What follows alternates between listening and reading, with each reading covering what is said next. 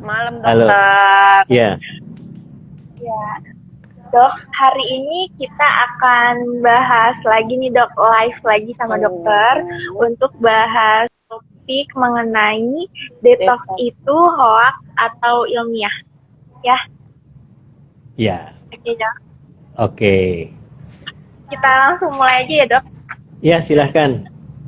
Oke, pertanyaan pertama dari Uti. Salah gitu. Istilah detox seringkali digunakan dalam banyak pengobatan.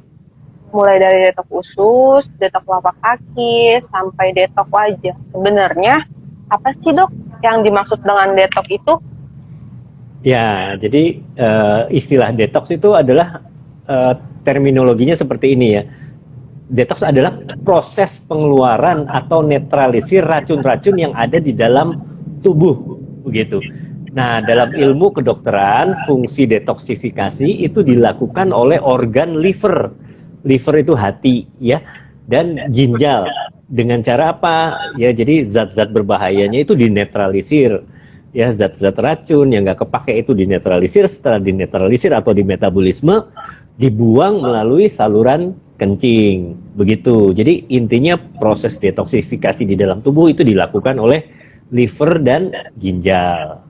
Begitu Uti dan Amel. Oh, kalau pengobatan detox seperti rendam kaki dengan mesin kemudian airnya yang tadinya bening bisa jadi coklat karena racun-racunnya keluar, kemudian ada tempelan di telapak kaki yang bisa berubah warna jadi putih ke jadi coklat, itu apakah emang benar-benar bisa mengeluarkan racun dari tubuh, dok?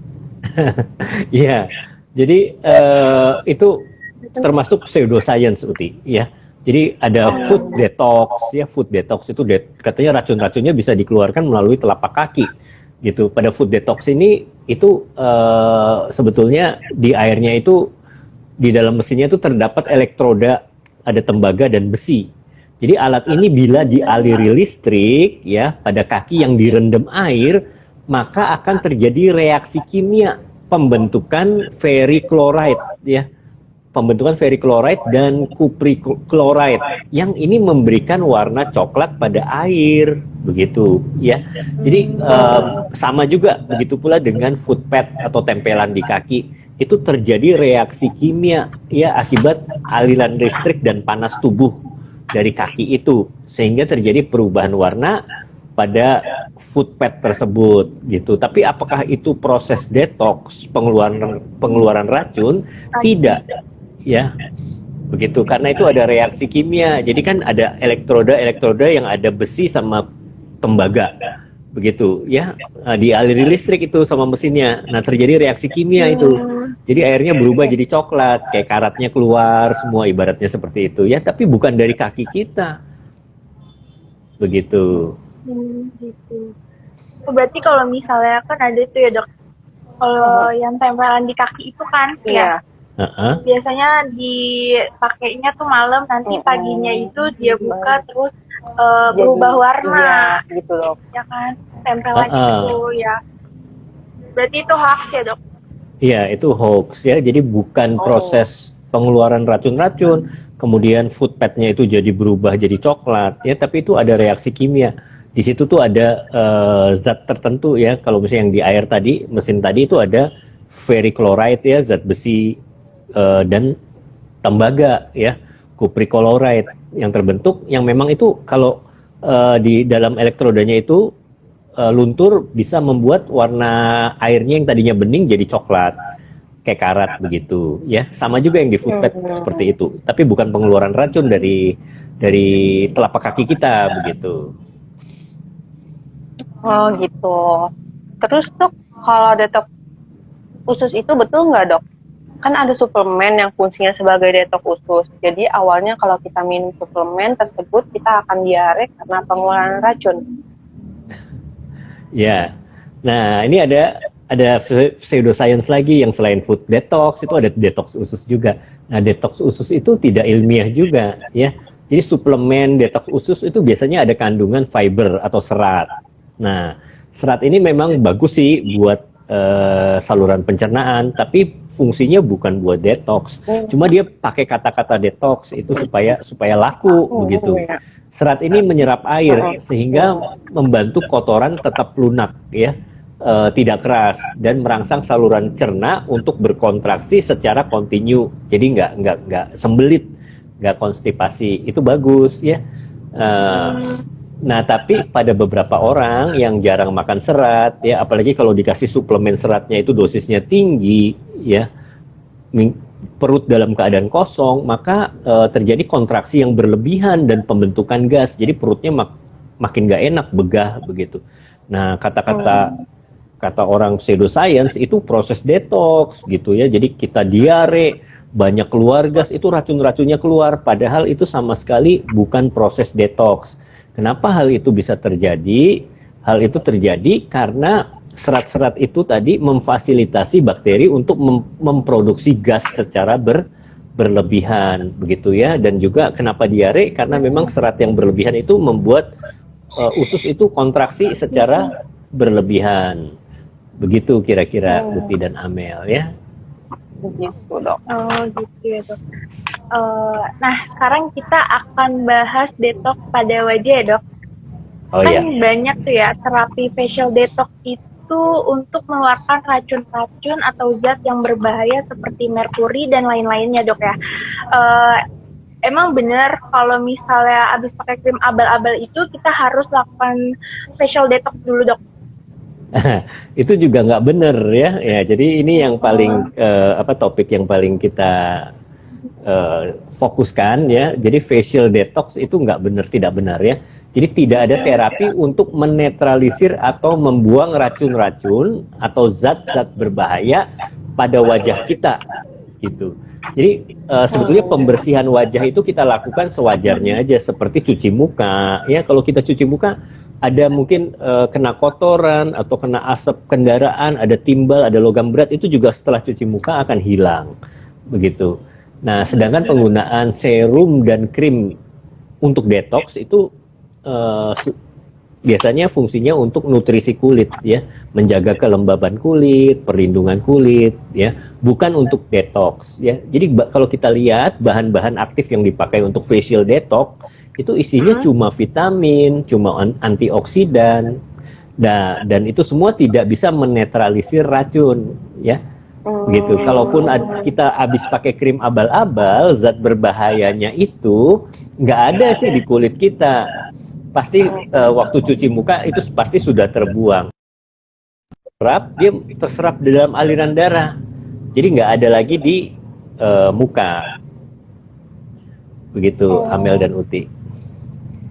Tapi masih banyak ya, Dok, yang masih melakukan facial detox itu.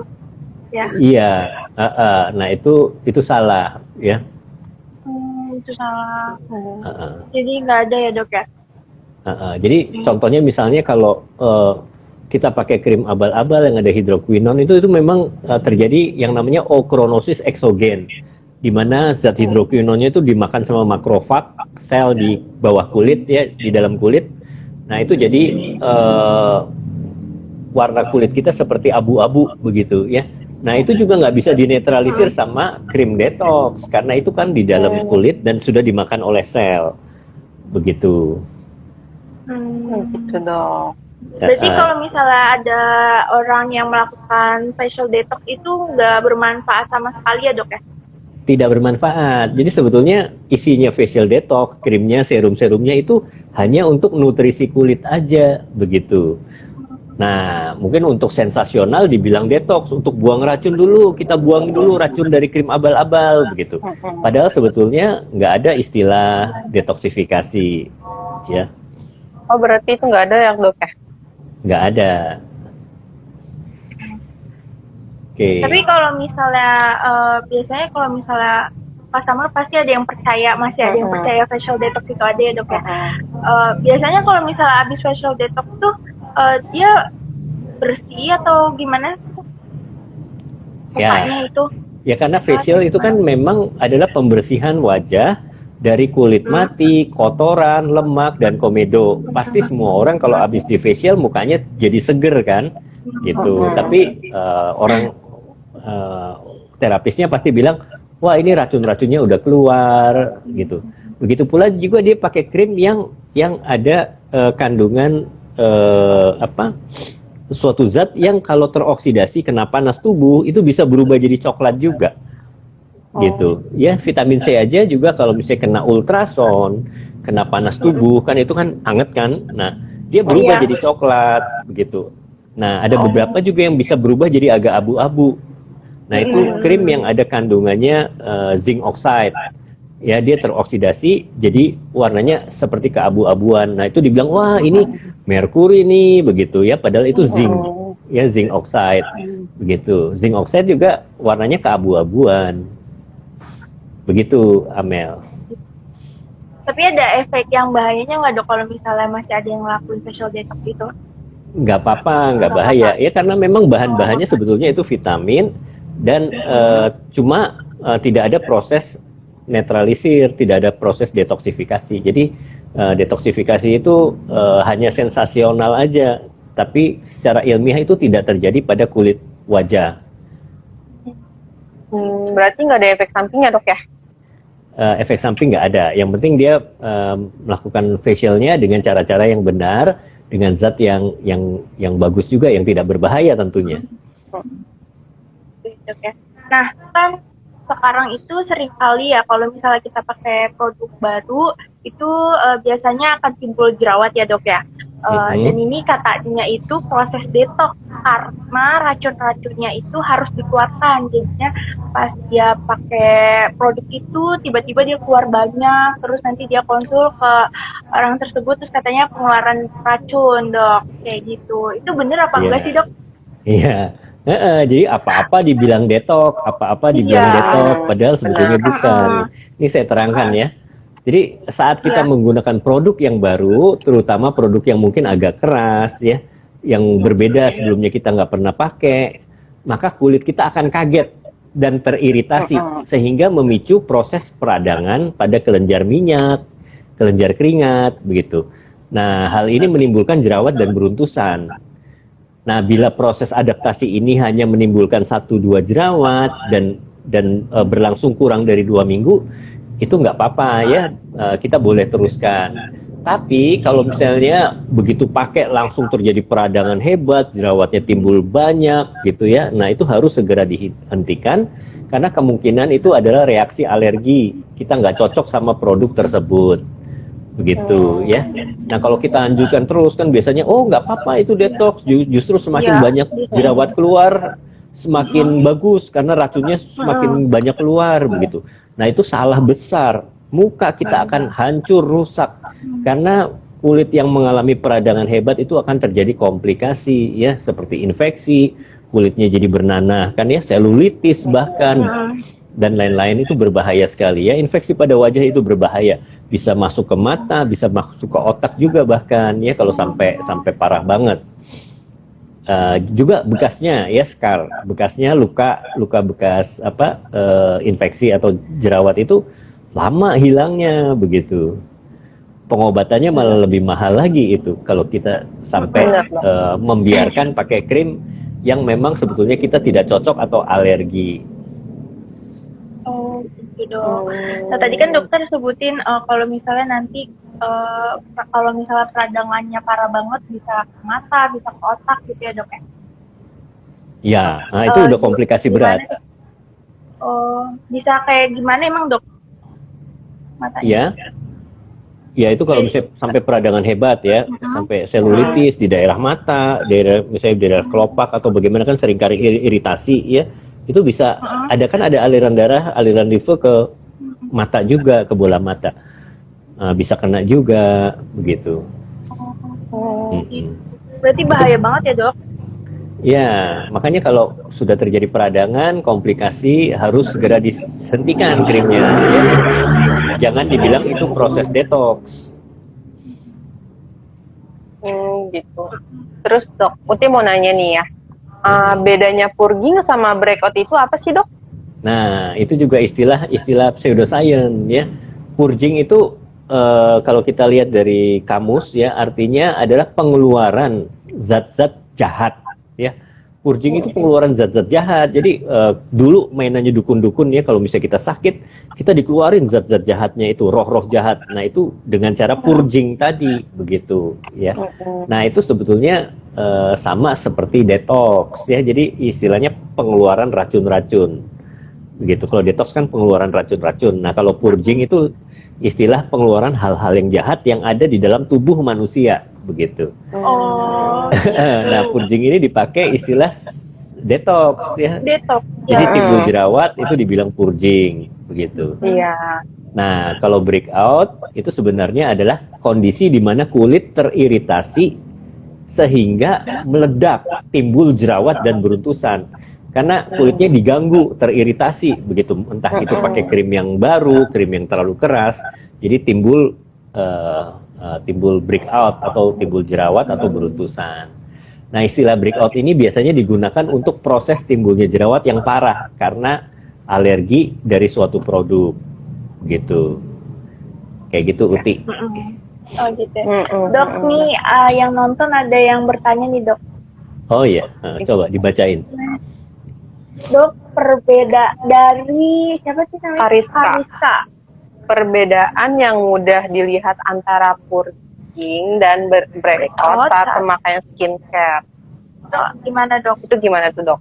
Ya, jadi kalau bagi saya sendiri, istilah purging itu kan nggak ada, ya. Purging itu nggak ada.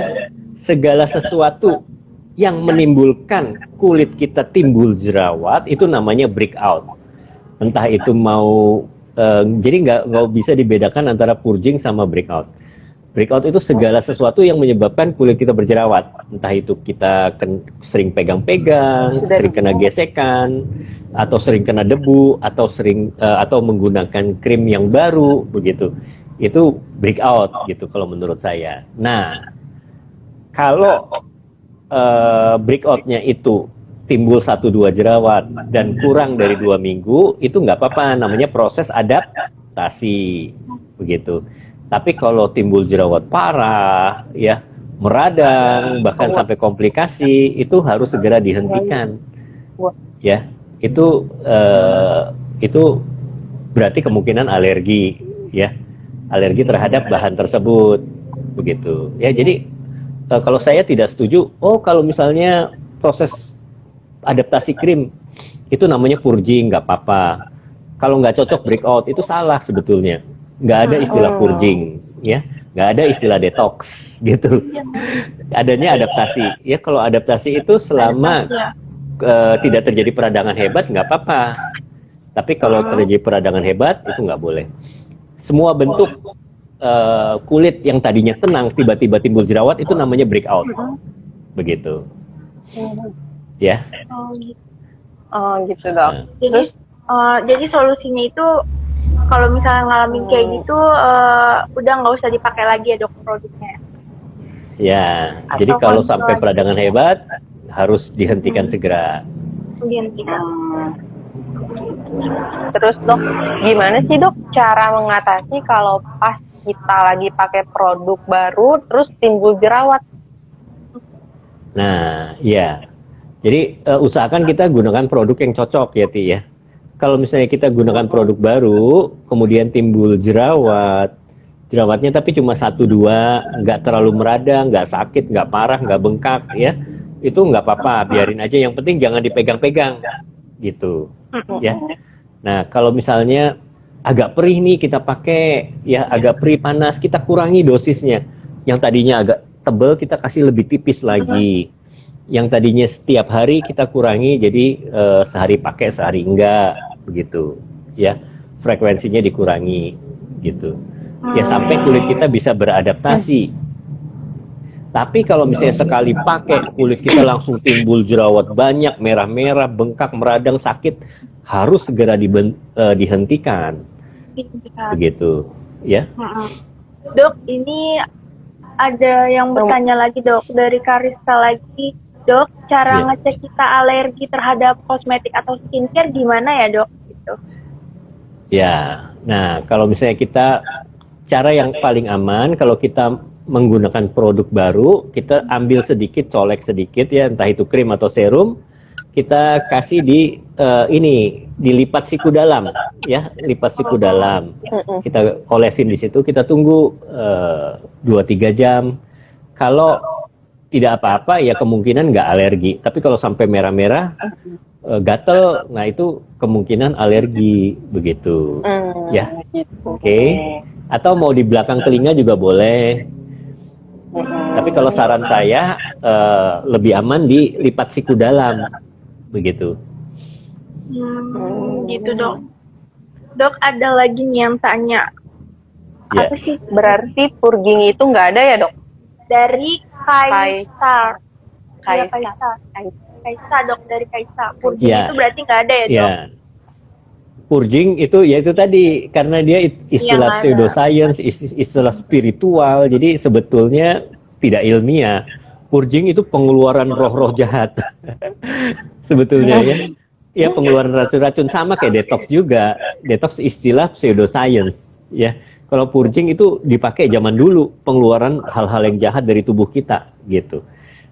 Ya mirip sama detox juga. Detox sama purging nggak ilmiah. Nah, kalau breakout itu memang istilah ilmiah ya. Breakout itu timbulnya jerawat karena kulit kita kaget begitu ya. Karena iritasi. Jadi yang tadinya kulitnya tenang, kaget, kemudian dia timbul jerawat. Ya kaget itu terangsang kulitnya, ya teriritasi. Jadi peradangan kelenjar minyak sama kelenjar keringatnya. Begitu. Dok, ada yang tanya lagi nih dok. Ya. Tadi berapa lama didieminya dok yang kita coba produk itu yang dilipetan itu? Iya, 3 menit yang ya dok? alergi. Ya, jadi setelah kita mengalami timbul mungkin 1-2 jerawat ya, tapi nggak terlalu parah ya, itu kita boleh pakai, lanjutkan ya. Selama 2 minggu biasanya adaptasi, jadi udah nggak timbul lagi karena kita udah biasa, begitu. Tapi kalau sampai setelah dalam 2 minggu itu tambah parah, itu harus kita hentikan. Nah, itu kayaknya dia nanyanya yang didiemin di lipetan lengan sini dok. Oh, itu ya 2-3 jam. 2-3 jam ya? Iya. Oh, nanti dia langsung bereaksi gitu ya dok ya? Iya. Ini ada yang Ini tanya ada yang lagi bertanya dok. dok. Dok, suntik putih jadi nggak boleh ya? Kalau minuman kolagen boleh nggak dokter? Ya, jadi suntik putih itu ini masalahnya banyak ya. Pertama itu yang paling utama, suntik whitening itu kan diberikan melalui intravena. Nah, orang yang mau cantik kan bukan orang sakit kan? Masa ada orang sakit tipes dia mau cantik? Enggak kan? Mau putih kulitnya enggak. Nah, kalau orang sakit tipes demam berdarah itu kan harus diinfus, itu boleh. Tapi kalau orang sehat itu tidak boleh diinfus, tidak boleh disuntik intravena, begitu ya. Orang sehat nggak kekurangan vitamin C ya, bisa makan makanan bergizi, bisa minum suplemen juga, itu merupakan indikasi tidak boleh dilakukan suntikan intravena. Nah, karena ini kan bisnis, maka perusahaan-perusahaan yang bandel dia bikin ya, pabrik-pabrik rumahan itu dia bikin berupa ampul-ampulan begitu untuk disuntikan ya. Itu ada isinya vitamin C, glutathione sekian gram ya, kemudian ada AHA-nya, ada BHA-nya juga dan lain sebagainya ya, ada asam kojik katanya begitu ya, tapi itu sangat berbahaya dan tidak dianjurkan. Jadi pertama memang tidak boleh secara kedokteran, yang kedua barangnya semua ilegal. Itu kita saya pernah periksa komposisinya itu bohong semua ya, nggak mungkin benar isinya. Jadi ada satu produk namanya apa ya, misalnya white skin atau apa gitu ya. Nah itu komposisinya sampai 12 bahan aktif. Dan di satu vial yang cuma 5 cc katanya ada glutathione-nya 70 gram, vitamin C-nya 2 gram, ya ada AHA-nya 900 mili, BHA-nya 800 mili. Nah itu nggak mungkin. Karena kalau kita campur serbuknya di dalam satu vial itu nggak cukup. Pasti 1 gelas itu begitu. Dan juga kalau kita campurkan dalam 5 mili ya, BHA aja ya, asam salisil atau glycolic acid, 900 miligram campur 5 mili itu konsentrasinya itu sama seperti cairan peeling. Kamu pernah pakai cairan peeling nggak, Ti? Perih Iya, kan? pernah. Celekit-celekit ya. Nah, apalagi masuk ke pembuluh darah itu bisa rusak semua pembuluh darah. Bisa rusak, meradang semua pembuluh darah kita, jantung kita juga meradang kalau masuk sistemik. Mati orangnya gitu. Jadi itu nggak mungkin. Itu ngawur semua isi produk injeksi whitening ya. Dan mereka masuk ke bandara atau masuk ke custom clearance-nya itu banyak tipu-tipunya gitu ya. Banyak tipu-tipunya. Jadi kalau masuk ke penjual itu, penjual kadang tuh datang itu ampulan banyak tapi belum ada namanya, belum ada labelnya, belum ada kemasannya juga. Kemasannya tuh dipisah, dia bikin sendiri di mana kemasannya gitu. Kadang ada yang salah masukin, loh kok ini saya pernah beli produk A gitu, produk A ini kok isinya ini ampulnya begini, warnanya begini, tapi saya beli di toko lain beda isinya begitu. Nah karena memang itu serba nggak jelas, pabriknya nggak jelas begitu ya. Dan itu bahaya sekali. Dan BPOM pernah kecolongan juga, jadi dia masuk dengan izin obat oles begitu. Ada masuk obat oles, ini katanya obat oles, tapi padahal dijualin sama salesnya sebagai obat suntik. Itu bahaya deh, pokoknya bahaya sekali suntik pemutih. Meskipun ada beberapa yang disuntik nggak apa-apa, kita nggak tahu efek kedepannya. Ya, kalau saya sendiri dulu pernah main suntik putih, itu banyak pasien yang mengalami demam, shock anafilaktik segala. Ada beberapa ya, dan itu berbahaya, sangat riskan. Begitu ya kira-kira. Nah, kalau yang suplemen kolagen yang diminum itu kan banyak yang sudah BPOM, itu aman. Begitu. Itu boleh ya. Yang Boleh, sasetan, boleh. Yang sasetan, yang botol, yang tablet, yang kapsul, itu banyak yang sudah BPOM. Tapi itu dia efeknya lama nggak, Dok? Kalau misalnya kita minumin kolagen itu kelihatan efeknya itu berapa lama gitu? Jadi semua bentuk suplemen itu nggak bisa langsung instan cepat putih. Yang disuntik juga nggak mungkin bisa. Kalau ada yang klaim suntik putih bisa cepat putih, itu bohong. Ya, bohong. Mungkin dia pakai hidroquinon, disuruh pakai ini loh, dikasih lotionnya ini, lotionnya ada hidroquinonnya, ada kortikosteroidnya, begitu.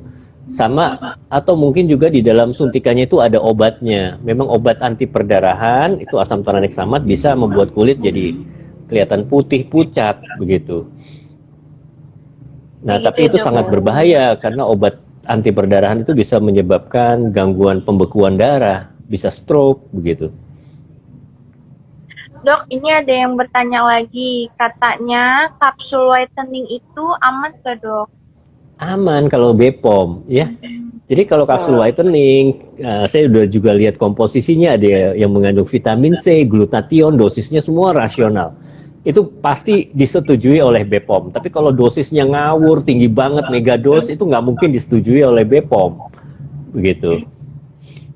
Kalau misalnya kapsul itu dia bisa nyebabin apa, Dok? Kalau misalnya yang belum BPOM itu? Ya kalau yang belum BPOM kita nggak tahu isinya. Apa bener itu isinya vitamin doang atau dimasukin obat, ya kan?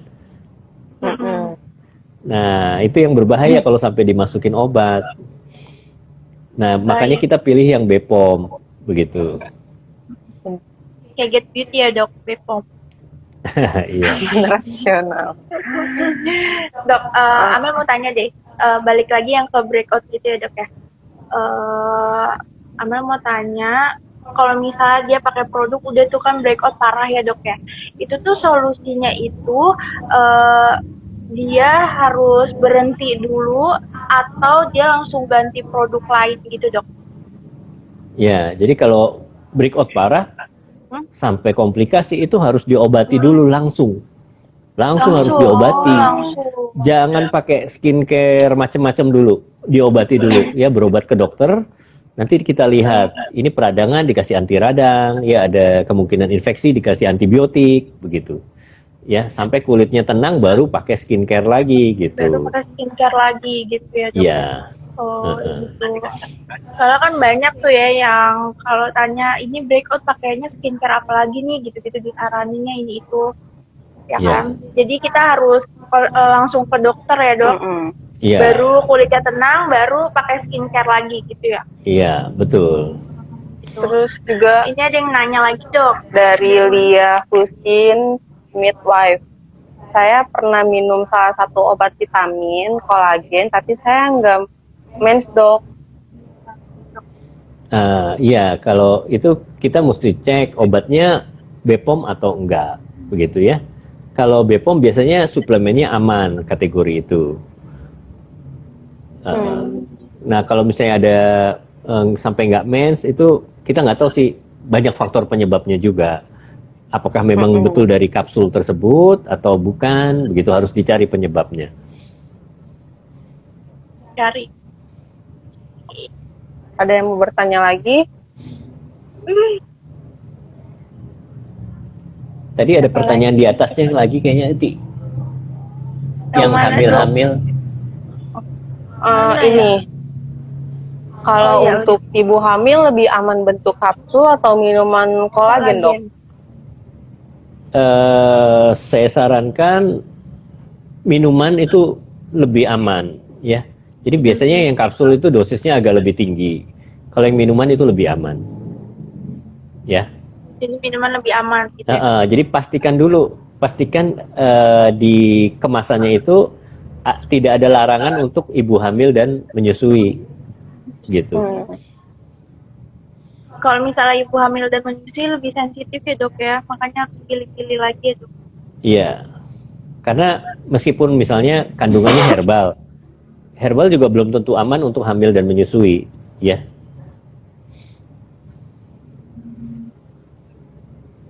Dok, sinyalnya kurang bagus ya, Dok, macet-macet. Oh iya. Terus ada lagi Ada yang mau tanya? Iya. Ya.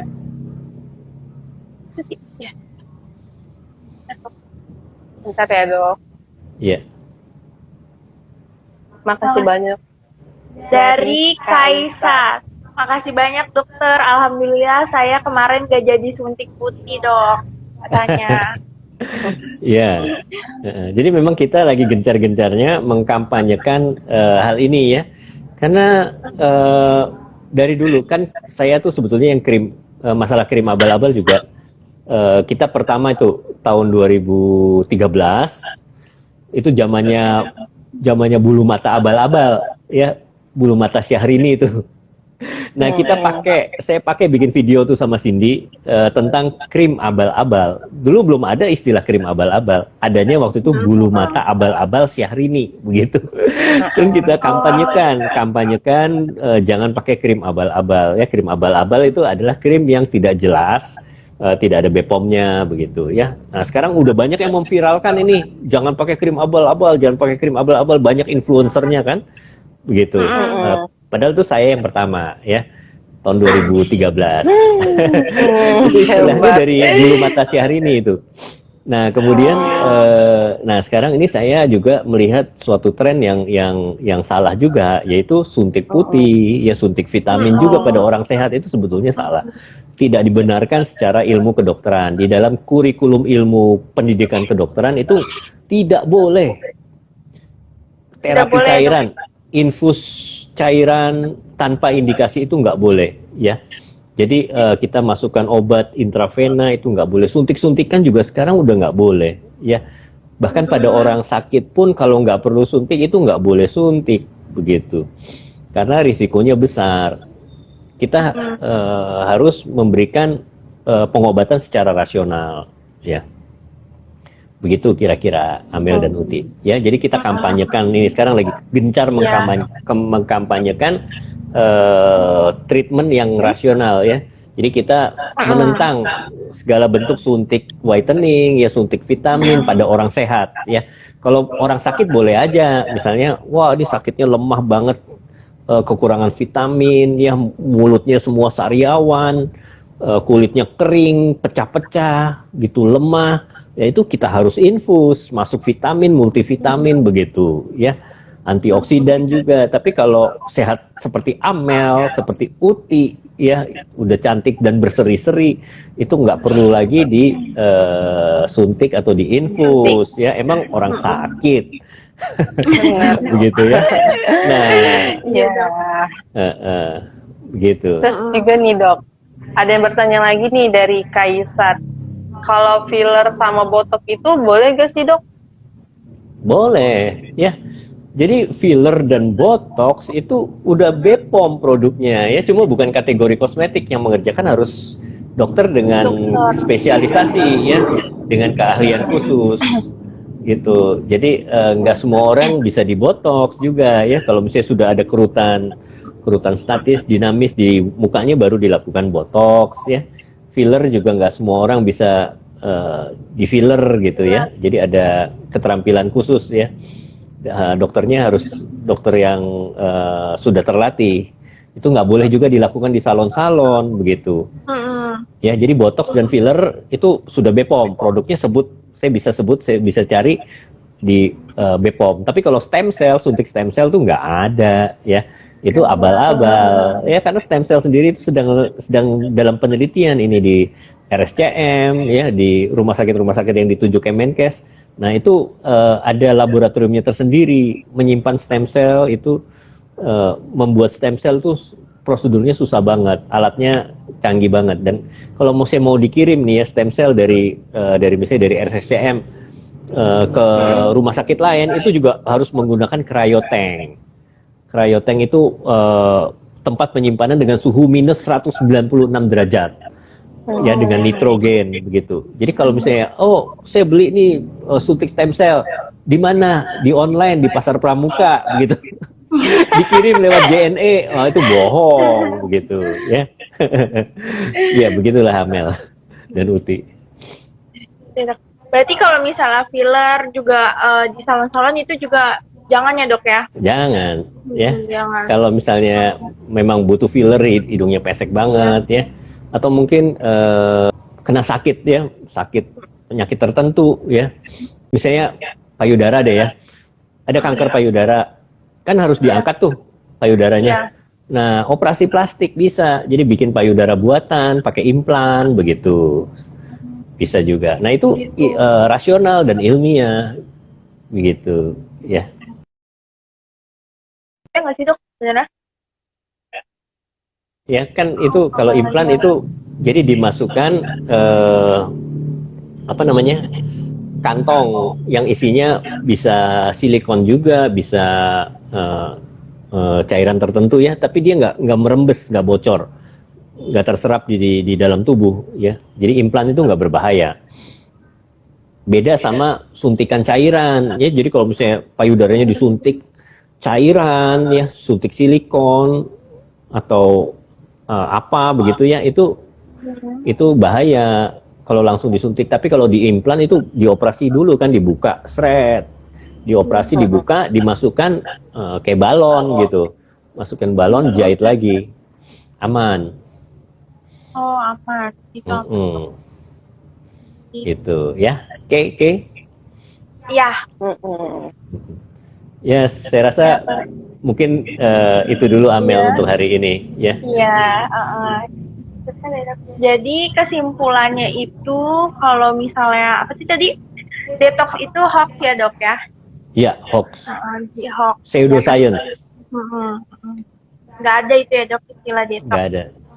Kalau misalnya lebih dari 2 minggu itu bukan detox namanya ya dok ya?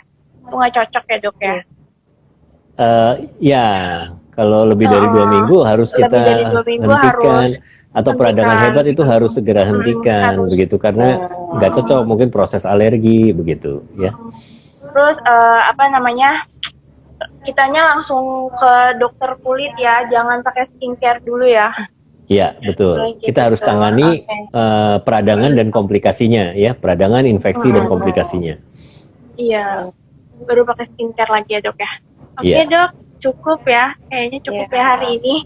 Jadi jangan percaya kalau ada yang bilang memakai produk lalu timbul jerawat meradang dalam Jadi kalian jangan percaya ya guys kalau misalnya ada yang bilang detox itu ada, itu bohong. Itu bohong ya guys.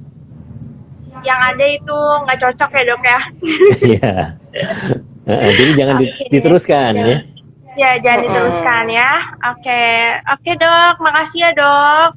Sama-sama Amel dan Uti, sampai ketemu minggu depan. Minggu depan. Okay. Ya. Jangan lupa di save. Oke.